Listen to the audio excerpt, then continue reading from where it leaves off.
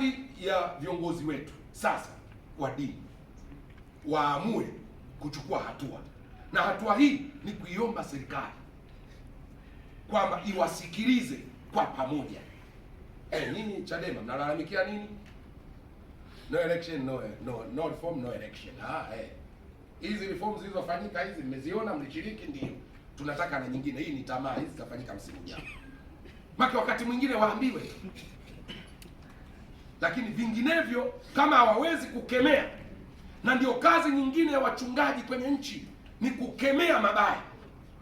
Sasa mtu anasema tunahamasishana tuasi. Watu watakapoanza kumwagwa damu kwenye taifa hili, kanisani atatoa nani matoleo? Ndio watu wa sadaka watakaokufa kwenye hii kikinuka. Watu wa fungu la 10. Yaani mimi naona watu wanapigwa huko Kabiu, mimi unaniambia niende nikamtolee Bwana. Wewe nisiingie ufunguni kwa sababu gani? Kwa hiyo kikinuka, wasidhani ni serikali peke yake itaharibikiwa. Hata wao Biblia inasema waendeje bila kupelekwa? Make mchungaji ile safina anahitaji matoleo. Nani atakuja kanisani kumtolea Mungu? Hakuna mtu atakuja kusali.